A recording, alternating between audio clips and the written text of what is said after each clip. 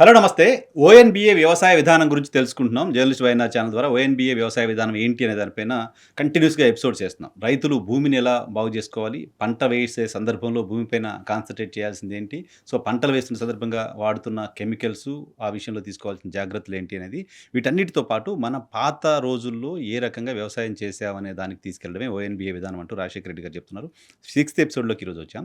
Sixth ఎపిసోడ్‌లో పదే పదే రాజశేఖర రెడ్డి గారు చెప్తున్నారు. కర్బనం అనే పదం ఎక్కువ ఆయన దగ్గర నుంచి వింటున్నాం. అసలు ఈ కర్బనం ఏంటి? గాలిలో ఉన్న కర్బనాన్ని భూమిలో కలపటం ఎలా? భూమిలో ఏ రకంగా మనం కర్బనాన్ని తీసుకెళ్ళగలం అనేది ఈరోజు ఎపిసోడ్‌లో మాట్లాడదాం. సార్ నమస్తే. నమస్తే. యాహ్! ఏంటి సార్ కర్బనం మీ దగ్గర నుంచి నేను రెగ్యులర్‌గా రిపీటెడ్‌గా విన్న పదం కర్బనం. గాలిలో ఉండే కర్బనం భూమిలోకి ఎలా ఎళ్తుంది? ఎలా తీసుకెళ్ళగలం? మీకు గత ఎపిసోడ్‌లో చెప్పినట్లు మన శరీరంలో, మన రక్తంలోని హిమోగ్లోబిన్ ఎలాగో, హ్మ్. అంటే మనం బ్రతికుండాలంటే హిమోగ్లోబిన్ తప్పనిసరి. హ్మ్. అలాగే వ్యవసాయ రంగంలో, వ్యవసాయంలో కర్బనం అలాంటిది. హ్మ్. అంత విలువైంది. హుహు. సో, దాన్ని విస్మరించి వ్యవసాయం చేయడం వల్లనే ఇప్పుడు ఇన్ని ఇబ్బందులొస్తున్నాయి కాబట్టి, హ్మ్. దాన్ని పదే పదే మనం రైతుకి గుర్తు చేయడం వల్ల, హ్మ్. దాని విలువ తెలుసుకొని, తిరిగి భూమిలో కర్బనాన్ని నింపుతాడు. అలా చేయడం వల్ల తిరిగి తను లాభసాటిగా వ్యవసాయం చేస్తాడన్న ఉద్దేశ్యంతో పదే హ్మ్. పదే మనం ఆ కర్బనం గురించి నొక్కి నొక్కి చెప్తున్నాం. హ్మ్. ఇప్పుడు మనం గత ఎపిసోడ్‌లో కూడా చెప్పుకున్నట్లు పశువులన్నీ ఎళ్ళిపోయాయి. పశువులు లేవు ఇప్పుడు మనకు పల్లెల్లో. అవును. పశువుల ఎరువు కూడా లేదు.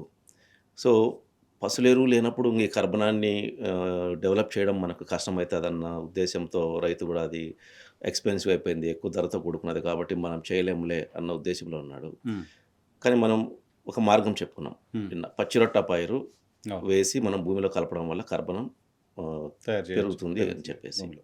కానీ చాలామంది రైతులకున్న అపోహ ఏంటంటే, ఇప్పటివరకు వాళ్ళు పశువుల ఎరువు అంటే సేంద్రియ ఎరువు అంటే పశువుల ఎరువు గాని, లేకపోతే వర్మీ కంపోస్ట్ కానీ ఇలా వాళ్ళ దృష్టిలో అదే ఉంది. హ్మ్. సో, అవి అందుబాటులో లేవు కాబట్టి వదిలేసున్నారు. హ్మ్. పచ్చిరొట్ట పైరు చెప్తున్నప్పుడు ఇది పశువుల ఎరువుతో ధీటుగా ఉంటుందా? లేదంటే వర్మీ కంపోస్ట్‌కి ధీటుగా ఉంటుందా? హ్మ్. ఉండదులే అన్న స్వభావంతోనే, ఆ భావంతోనే వాళ్ళు ఈ పచ్చిరొట్ట పైరును వేసి కర్బనాన్ని డెవలప్ చేసుకోవడానికి వాళ్ళు ఆసక్తి చూపట్ల. ఓకే. మళ్ళీ 2 నెలల పని అది అవుద్దా? శ్రమ ఒకటి హ్మ్. ప్లస్ పశువులేరుతో ఇది పోటీగా ఉంటుందా అన్నది ఉన్నారు. మనం చెప్పినా గూడా ఇది పశువులేరు కన్నా ఇది బెస్ట్ అని చెప్పినా కూడా వాళ్ళకు ఆ అవగాహన కలగట్లేదు. ఈ ఎపిసోడ్‌లో మనము హ్మ్. పచ్చిరొట్ట పైరు గొప్పదా? పశువులేరు గొప్పదా? అనేది వాళ్ళకు తేల్చి చెప్పబోతున్నాం. హ్మ్. హ్మ్. ఈ రెండిటిని కంపేర్ చేసుకున్నప్పుడు ఇప్పటివరకు రైతుకున్న భావం ఏంటంటే పచ్చిరొట్ట పైరు అనేది వాళ్ళ దృష్టిలో తక్కువ. హ్మ్. పశువులేరువే గొప్ప అన్నట్లున్నారు. హ్మ్. కానీ మనం చెప్పింది దానికంటే 10 రెట్లు పచ్చిరొట్ట పైరు గొప్పదని చెప్తున్నాం. హ్మ్. మామూలుగా ఆహ్, పశువులు హ్మ్. పేడ ఎలా వేస్తాయి? అవి గడ్డి తిని రైట్. జీర్ణం చేసుకున్న తర్వాత వెళ్తాయి. అందులో ఉన్నటువంటి పోషకాలన్నిటిని గ్రహించి హ్మ్. వృధాని బయట పేడ రూపంలో బయటేస్తాయి. హ్మ్. అంటే ఏదైనా ఆహారం దేనికి తీసుకుంటాం మనం గానీ, పశువులు గానీ, ఆహారం దేనికి తీసుకుంటాం? అందులో ఉన్న పోషకాలు మనం మన శరీర అవసరాలకు ఉపయోగించుకోవడం కోసమే తీసుకుంటాం. హ్మ్. అదే పద్ధతిలో పశువులు గూడా గడ్డిని మేస్తాయి. హ్మ్. గడ్డిని మేసినప్పుడు జీర్ణాశయంలోకెళ్ళి జీర్ణమైన తర్వాత, అందులో ఉన్నటువంటి పోషకాలన్నిటిని అది దాని శరీరం గ్రహించేస్తుంది. ఓకే. అంటే పోషక విలువలన్నిటిని గ్రహించేస్తుంది. హ్మ్. దాంట్లో ఉన్న వాటిని. హ్మ్. హ్మ్. అవన్నీ గ్రహించిన తర్వాత వృధాని మాత్రమే పేడ రూపంలో బయట వేస్తుంది. హ్మ్. ఆ పేడ రూపంలో వృధాని బయటికేసిన దాంట్లో కర్బనం ఎక్కువుంటుంది. అంటే జంతు శరీరానికి గాని, మన శరీరానికి గాని కర్బనం అవసరం లేదు. అవసరం లేదు. ఓకే. మనం ఉంచుకోం దాన్ని. మనం బాడీలో ఉంచం. ఉంచుకోము. హ్మ్. కర్బనము బయటేస్తాం. హ్మ్. అట్లా మనం తీసుకోము, విసర్జించము హ్మ్. కర్బనము. అంటే హ్మ్.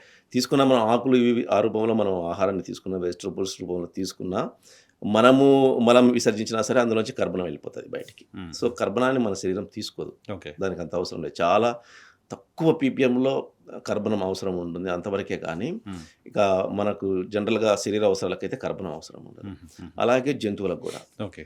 సో, అవి గడ్డిని మేసినప్పుడు అందులో ఉన్న పోషకాలన్నింటినీ గ్రహించేసి వృధాని మాత్రమే బయటకేస్తుంది. హ్మ్.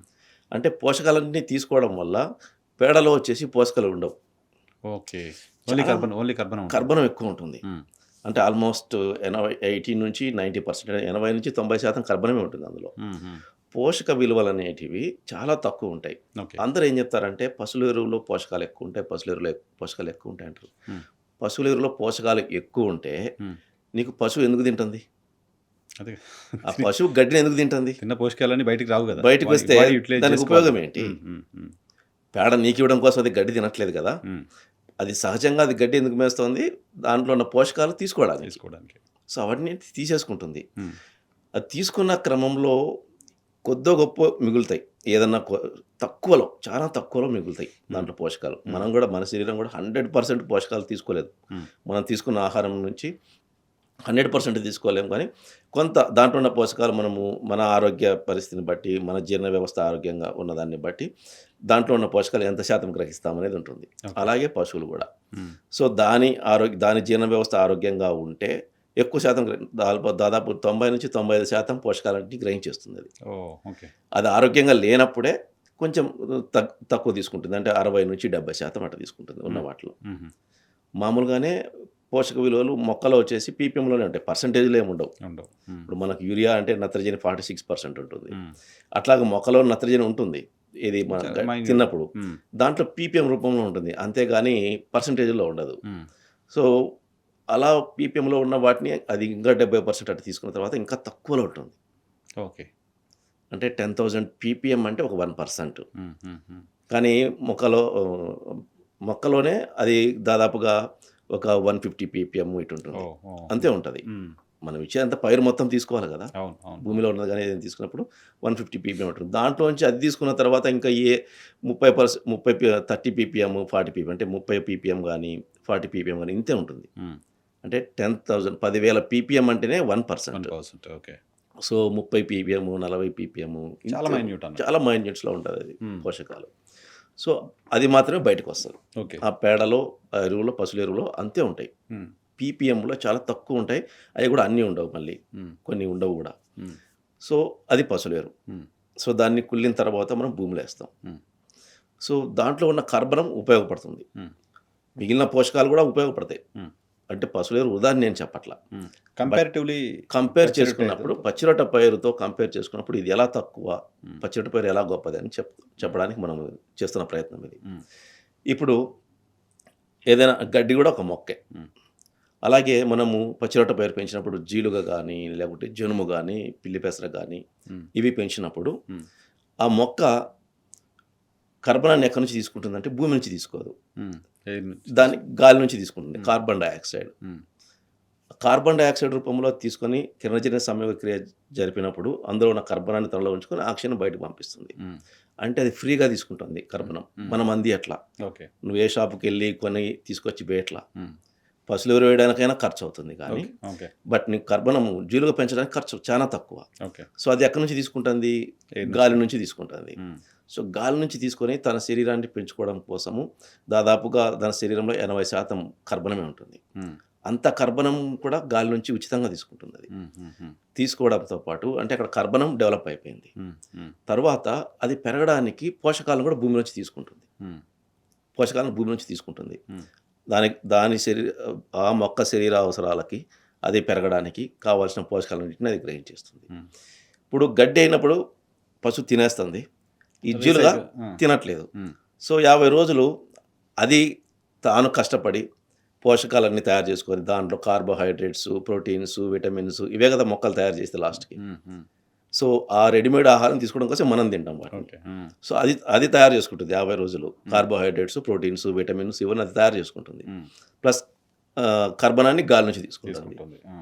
ఇలా మొత్తము ఒక ప్యాక్ ఉంటుంది రెడీమేడ్ ప్యాక్. హ్మ్. హ్మ్. సో, దాన్ని మనము 50 రోజుల తర్వాత భూమిలో కలిపేస్తున్నాం. హ్మ్. మనం బయటికి తీసుకుపోవట్ల దాన్ని. ఓకే. లేదా దాన్ని ఏ జంతువు తినట్ల. ఓకే. ఓకే. సో, భూమిలోంచి పోషకాలన్నిటిని వేరే రూపంలో తీసుకొని, అది మళ్ళీ కార్బోహైడ్రేట్స్‌గా, ప్రోటీన్స్‌గా, విటమిన్స్‌గా మార్చుకున్న తర్వాత, దాన్ని మళ్ళీ మనం భూమికి దాన్ని మళ్ళీ భూమిలో కలిపేస్తున్నాం. ఓకే. కైండ్ ఇప్పుడు మామూలుగా తేనెటీగలంతా తీసుకొచ్చేసి తేనె ఆ! హనీ తేనె పెట్టిన తర్వాత మనం తీసేసుకుంటాం మనం గదా! దాన్ని డైరెక్ట్‌గా దాని తీసుకున్నట్టుగా కష్టాన్ని మనం దోచుకుంటాం గదా! తీసుకున్నట్టుగా సో, ఆ మొక్కంతా అట్లాగా స్టోర్ చేసిన తర్వాత మళ్ళీ భూమికిస్తున్నాం మనం. మళ్ళా అదంటే డెవలప్ చేసుకున్న తర్వాత, ఇక్కడది అంటే నత్రజని, భాస్వరము, పొటాషియము ఇలా పైకి తీసుకున్న తర్వాత, వాటితోనే ఈ ప్రోటీన్స్, విటమిన్స్, కార్బోహైడ్రేట్స్ ఇవన్నీ తయారు చేస్తుంది మొక్క. హ్మ్. దాని దాటి వాటి ఫార్ములేషన్స్‌కి కావాల్సింది ఇవన్నీ. హ్మ్. సో, అది రెడీమేడ్ తయారు చేసింది 50 రోజులు. హ్మ్. చేసిన దాన్ని మనం భూమిలో కలిపేస్తున్నాం. ఓకే. సో, కలపడం వల్ల మనము ఎటువంటి పోషకాలను మనం నష్టం కలిగించట్ల హ్మ్. భూమికి. హ్మ్. హ్మ్. మామూలుగా పశువులు గడ్డి తిన్నాయనుకోండి, బయటికి వెళ్ళిపోయిన తర్వాత ఆ గడ్డి బయటికి భూమిలో పోషకాలన్నింటినీ తీసేసుకుంటుంది. హ్మ్. అది బయటికి వెళ్ళిన తర్వాత పశువులు మేస్తాయి. హ్మ్. కానీ అది పోషకాలన్నింటినీ అది గ్రహించేసుకుంటుంది. హ్మ్. కాస్తో కూస్తో మిగిలిన దాన్ని పేడ రూపంలో బయటకొస్తాయి. కానీ ఆ మొత్తం పేడ కూడా మళ్ళీ భూమిలోకి రాదు. రాదు. అదెక్కడ వృధాగా పోతుంటుంది. చాలా మళ్ళా కొంత భాగం మళ్ళీ భూమిలో వచ్చి పడుతూ ఉంటుంది. 10% యూటిలైజేషన్ 20% ఉంటుంది. ఇది 100% యూటిలైజేషన్ అదే కదా! కదా! మొత్తం పొలంలోనే ఉంటుంది. ఎటు బయటికి వెళ్ళదు. మొత్తం పొలంలోనే ఉంటుంది. హ్మ్. ప్లస్ కర్బనం మనకు అదనంగా వస్తుంది. అదనంగా వస్తుంది. ప్లస్ ఇదేందంటే పోషకాలు గ్రహించినా సరే అది లాస్ ఎక్కడ జరగట్లా. మళ్ళీ అది తయారు చేసుకున్న ఆహార పదార్థాలన్నిటిని మనం మళ్ళీ భూమిలోకి తొక్కేస్తున్నాం. పోషకాలతో పాటు వాటిని కూడా కలిపి మళ్ళీ భూమిలో పెట్టాలి. కలిపి భూమిలోకి తొక్కేస్తున్నాం. హ్మ్. అప్పుడు ఏమైతదంటే ఇదొక 20 రోజులు కుళ్ళిన తర్వాత హ్మ్. మనం అందులో మొక్క పెట్టినప్పుడు హ్మ్. ఆ మొక్క దానికి రెడీగా మనం కార్బోహైడ్రేట్స్, ప్రోటీన్స్, విటమిన్స్ ఇవి రెడీగా పెట్టేస్తున్నాం. హ్మ్. హ్మ్. హ్మ్. యాక్చువల్‌గా అది తయారు చేసుకోవాలి. హ్మ్. కానీ తను ఎదగడానికి బిగినింగ్‌లో దానికి రెడీమేడ్ ఫుడ్ దొరుకుతుంది. ఓకే. అంటే ఓకే. మనం చిన్న పిల్లలకి సెర్లాక్, ఫారెక్స్ ఈ పెడుతుంటాం కదా! హ్మ్. ఈజీ ఫుడ్ పెడతాం కదా! రెడీగా ఉన్నవి అన్నీ పెడతాం కదా! అట్లా అన్నమాట. ఓకే. సో, అంత బూస్ట్ ఇచ్చినట్టు మనం హుహుహుహు. పైరుకి. హ్మ్. సో, ఇది గ్రహించాలి రైతులు. హ్మ్. సో, పేడ కంటే ఎప్పుడైనా సరే పశువుల ఎరువు కంటే పచ్చిరొట్ట పైరు కర్బనాన్ని ఇవ్వడంలో 10 రెట్లు ఎక్కువే కాకుండా హ్మ్. పోషకాలు మొక్క తర్వాత మనం పెట్టే పైరుకి అందించడంలో హ్మ్. రెడీమేడ్‌గా దానికి ఫుడ్ అందించడంలో ఇది చాలా ఉపయోగపడతది. ఓకే. సో, ఇది రైతులు గ్రహించాల. హ్మ్. హ్మ్. హ్మ్. సో, అప్పుడు పచ్చిరొట్ట పైరు ఇంత గొప్పదా అనే ఒక భావం కరెక్ట్‌గా వాళ్ళలో వాళ్ళ మెదళ్ళలో నిక్షిప్తమవుతుంది. హ్మ్. సో, అప్పుడు గాని వీళ్ళు కదలరు ఓకే. ఈ పని చేయడానికి. హుహు. అంతవరకేందంటే వాళ్ళు అది పెంచి దాంట్లో ఏసి ఏమొస్తది? పశువుల ఎరువు తోలినంత గొప్పగా ఏముంటది అన్న భ్రమలో వాళ్ళున్నారు. ఉన్నారు. కాదు. హ్మ్. కర్బనం పెంచడంలో 10 రెట్లు గొప్పది. హ్మ్. అంతేకాకుండా పోషక విలువలు అది కష్టపడి తయారు చేసుకున్న 50 రోజులు కష్టపడి తయారు చేసుకున్న ఆహారాన్ని మనం వేసే పైరుకి బలిస్తున్నాం అంతే హ్మ్. హ్మ్. హ్మ్. దాన్ని. హ్మ్. సో, అది భూమిలో కలిపేసి రెడీగా మనము మన పైరుకి రెడీగా పెట్టేస్తున్నాం దాన్ని. 50 రోజులు దాని కష్టాన్ని, దాని శ్రమనంతా ఆ! మళ్ళీ మనం తీసుకొని కొత్త మొక్కకి కొత్త ఇస్తున్నాం. మొక్కకిస్తున్నాం. మన పైరుకి. మన పైరుకిస్తున్నాం. సో, దీనివల్ల ఏమైతదంటే మొక్క బిగినింగ్‌లోనే చాలా ఆరోగ్యంగా పెరిగేస్తది. హ్మ్. హ్మ్. అది రిచ్‌గా 50 ఉంటుంది. రోజులు పెరిగింది కదా! సో, దీనికి 50 రోజుల వరకు రెడీమేడ్ ఫుడ్ ఉంది హ్మ్. అక్కడ. హ్మ్. హ్మ్. హ్మ్.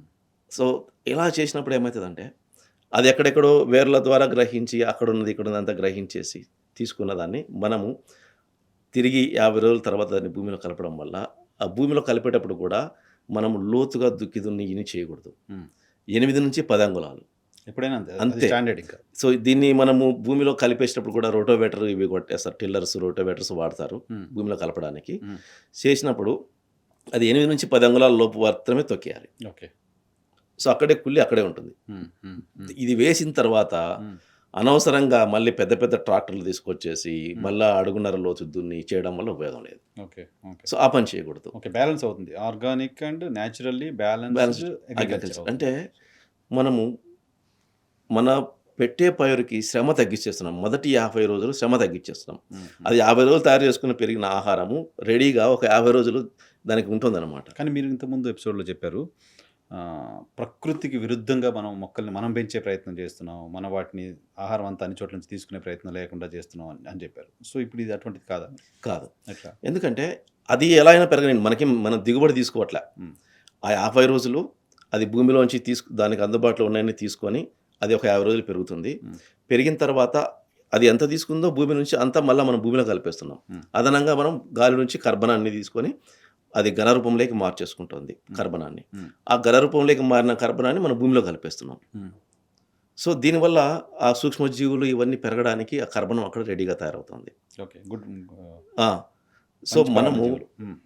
కొని బయట కర్బనానికి సంబంధించిన కొని భూమిలో వేసి అంటే కర్బనం కొని గూడా వేయొచ్చు. హ్మ్. కొన్ని ఉన్నాయి. కానీ చాలా ఖరీదైనయి. పశువుల ఎరువు కంటే ఇంకా చాలా ఖరీదవుతదనమాట అది. ఓకే. సో, దాని బదులు సహజంగా అది తర్వాత సూక్ష్మజీవులకు అందుబాటులోకి వచ్చేస్తది. హుహుహుహు. ఈ సో, కర్బ ఒక మొక్కకి మీరు బయట నుంచి కర్బనం రెడీమేడ్‌గా తీసుకొచ్చి మొక్కకేసిన దానికంటే ఇది ఇంకా బలం. ఇది బలం. ఇది నేచురల్. నేచురల్ గూడా. ఇది ఇది ప్రకృతి ప్రకారం ప్రకృతి ప్రకారము దానికి జరుగుతోంది. అందేది. జరిగేది. జరిగేది. అది మనం ఇన్‌స్టంట్‌గా ఆ! చేస్తున్నాం. సో, కాబట్టి దీనికెళ్ళడం పాత ఇప్పుడు విధానం మనకు అవుతుంది. అడవిలో ఉన్న వాటికి దీనికి తేడా ఏం ఏంటంటే, లేదు కదా! ఆ! అడవిలో ఆకులు రాలుతాయి. హ్మ్. అయి మళ్ళీ భూమిలో కలిసిపోతుంటాయి. కరెక్ట్. సో దాని నుంచి కర్బనం వివరం మనం తీసేయట్లా. హ్మ్. ఆకులు రాలినా, కాయలు రాలినా, పండ్లు రాలిపోయినా మళ్ళీ అవి భూమిలో కలిసిపోతూ ఉంటాయి. దాంట్లో మళ్ళీ కర్బనం డెవలప్ అవుతుంది. అది గాలి నుంచి తీసుకున్న కర్బనం ఆకులు రాలిన తర్వాత ఆకులు ఈ భూమిలో కలిసిపోతూ ఉంటాయి. హ్మ్. సో దానికి ఎటువంటి సమస్య ఉండదు. హ్మ్. సో ఇక్కడ మనం ఏం చేస్తామంటే పైరు మొత్తం తీసేస్తాం. కరెక్ట్. పైరు తీసేస్తాము, తీసి బయటేస్తాము. హ్మ్. అది మళ్ళా తిరిగి పొలంలోకి రాదు. హ్మ్. పండ్లు, కూరగాయలు మనం తింటాము. హ్మ్. సో అది కూడా వెనక్కి రాదు. హ్మ్. సో ఇక్కడ లాస్ జరుగుతూ ఉంటుంది. ఓకే.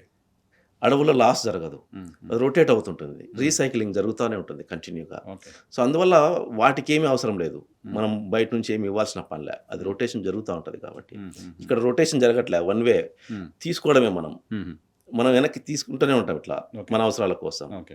సో దానివల్ల భూమిలో లాస్ జరుగుతుంది. హ్మ్. ఆ లాస్‌ని ఈ పచ్చిరొట్ట పైరు పెంచడం వల్ల ఎటువంటి లాస్ లేదు. హ్మ్. లాస్ లేకపోగా అందులో నుంచి గ్రహించిన పోషకాలు తిరిగి భూమిలోకి వెళ్ళిపోతాయి. హ్మ్. మళ్ళీ గాలిలోంచి ఉచితంగా తీసుకున్న కర్బనం మొత్తం భూమిలోకి చేరుతుంది. ఓ 50 రోజుల పాటు మొక్క గాలి నుంచి తీసుకున్న కర్బనాన్ని స్టోర్ చేసి మళ్ళీ భూమికి ఇస్తుంది. అంతే. భూమికిస్తుంది. భూమిలోకి వెళ్ళిపోతుంది. సో అంటే గాలిలో ఉన్న కర్బనాన్ని భూమిలో భూమిలో కలపడం కలపడం అంటే ఇది త్రూ ఈ పచ్చి రొట్టె. పచ్చిరొట్ట పైరు. హ్మ్. సో గాలిలో ఉన్న కర్బనం ఫ్రీ. హ్మ్. అందువల్ల కొన్ని టన్నులు మనము ఫ్రీగా మనం భూమిలో కలపొచ్చు. కాకపోతే ఆ శ్రమకి ఆ పైరు పెంచడానికి అయ్యే ఖర్చు ఒక రూ. 2,000, రూ. 3,000 ఉంటుంది. హ్మ్. సో దానితోనే మనకు 50 టన్నుల పసులేరు వేస్తే ఎంత కర్బనం డెవలప్ అవుతుందో ఓకే. అంత కర్బనం అక్కడ డెవలప్ సో అయిపోతుంది. ఆ భూమి చాలా రిచ్ అయిపోతుంది. చాలా. హ్మ్. సో ఇది రైతులు గమనించి హ్మ్. ఇక నుంచైనా దయవుంచి అందరూ పచ్చిరొట్ట పైరు ప్రతి సంవత్సరము నీకెప్పుడు వెసులుబాటు ఉంటే అప్పుడు హ్మ్. ఒక పైరుకి మధ్యలో టైం తీసుకునైనా సరే లేదా తొలకరి వర్షాలు ఇలా వచ్చినప్పుడైనా సరే 70 రోజులు విరామం ఇవ్వు. హ్మ్. ఆ 70 రోజుల విరామం అంటే పంటలు వేయడానికి విరామం. హ్మ్. ఆ 70 రోజుల విరామంలో ఈ పచ్చిరొట్ట పైరు పెంచు. ఓకే. 50 రోజులు పెంచడానికి, 20 రోజులు భూమిలో కలిపి కుల్లబెట్టడానికి. హ్మ్. ఈ 70 రోజులు తప్పనిసరి ప్రతి సంవత్సరము ఈ పచ్చిరొట్ట పైరు కోసం నువ్వు పంట విరామం ఇస్తే పంట మార్పిడి జరిగినట్లు ప్లస్ నీ భూమిని నువ్వు తిరిగి 35 సంవత్సరాల కింద రీజనరేట్ చేసినట్టు. మళ్ళీ రివైవ్ చేసినట్టు దాన్ని హ్మ్. తిరిగి నీ పొందినట్లు అనమాట. నీ బంగారపు నేల ఏదైతే ఉన్నిందో 35 సంవత్సరాల కిందట అది తిరిగి నీకు సొంతమవుతుంది. ఓకే. సో ఇది ఒక 3 సంవత్సరాలు చేస్తే చాలు. అంటే ఆపేయమని కాదు. హ్మ్. 3 సంవత్సరాలు చేస్తే సాధారణ నువ్వు 30 స్థితిలో సంవత్సరాలు కోల్పోయింది తిరిగి దాంట్లో పెట్టేస్తావు. 3 ఇయర్స్‌లో వచ్చేస్తుంది. ఆ! హ్మ్. అక్కడ ఆపొద్దు. హ్మ్. ఇక కంటిన్యూ చేయి. కంటిన్యూ చేయాలి. హ్మ్. హ్మ్. కంటిన్యూ చేసే కొద్దీ దాన్ని నీ ఒక వాళ్ళకి పెట్టుబడి అలవాటుగా మార్చుకోవాలి. దాని వ్యవసాయంలో భాగంగా తప్పనిసరి. మార్చుకోవాలి. ఆ! తప్పనిసరి. హ్మ్. ఎందువల్లంటే ఇప్పుడు మనం చెప్తున్న ఈ 5,000 కూడా రైతు ఏమనుకుంటున్నాడంటే అదనంగా పెట్టాల్సొస్తుందనుకుంటున్నాడు. హ్మ్. ఎందుకంటే ఆడ భూమిలో ఏముండదు. హ్మ్. పైరు లేదు. హ్మ్. పైరు లేనప్పుడు దాని మీద నేను పెట్టుబడి పెట్టాలనా? ఇది అదనపు ఖర్చేమో అన్నట్టున్నాడు. హ్మ్. ఇదివరకు మనం చర్చించుకున్నట్లు ఈ రూ. 5,000 ముందుగా ఏదైతే పెడుతున్నావో పైరు పెట్టకముందు హ్మ్. ఈ రూ. 5,000 తర్వాత నువ్వు పైరు మీద పెట్టే రూ. 50,000 ఖర్చును తగ్గిస్తుంది. తగ్గిస్తుంది. అది జనాలకి అర్థమవుతే, రైతులకు అర్థమవుతే ఇమ్మీడియేట్‌గా వచ్చేస్తారు. ఆ! సో దీంతో పాటు సార్ దీనికి రిలేటెడో కాదో నాకు అర్థం కాలేదు. చాలామంది గొర్రెల్ని వీటిని తీసుకెళ్ళి నైట్ అక్కడ స్టే చేయించి పెంటలు పెడతా ఉంటారు. పెంటలు పెట్టడం ఉంటాం. అవును. సో దాని ఇంపాక్ట్ ఏంటి? కంపారిటివ్‌లీ మన దెబ్బ ద్వారా తోలిన ఎరువుకి ఈ ఈ పచ్చి 2 రొట్టె ఒకటే. తోలిన అంటే ఎరువుకి మన దిబ్బ ద్వారా తోలిన కొద్దిగా ఏందంటే ప్రాబ్లమ్ ఇవేందంటే గొర్రెలు ఇవన్నీ మనము పెట్టిస్తాం గదా! పెట్టిన తర్వాత వెంటనే పైరు పెట్టకూడదు. పెట్టకూడదు. హుహు. హ్మ్. అవి సేద్యం చేసి మన భూమిలో కలిపేసిన తర్వాత అవి గూడా ఒక 25 రోజులు కుళ్ళాలి. ఓకే. ఆహా! మనకు దిబ్బలో ఎరువు అనుకోండి అది కుళ్ళి ఉంటుంది. ఆ! కుళ్ళిన దాన్ని భూమిలో కలిపేసి నువ్వు సేద్యం చేసి మళ్ళీ వెంటనే పైరు పెట్టుకున్న ఇబ్బంది ఉండదు. హ్మ్. ఈ గొర్రెల మందని వీటిని మనం పొలాల్లో మళ్ళిస్తారనమాట దాన్ని. హుహు. మళ్ళించి ఆహ్, షిఫ్ట్ సిస్టమ్‌లో ఒక కేరేలో అవును. ఒక అంత మొత్తం నైట్ పొలం స్టే అంతా ఉండేలాగా చేస్తారు. స్టే చేస్తారు. అలా చేసి అక్కడ అవి గొర్రె పెంట పెడతాయి.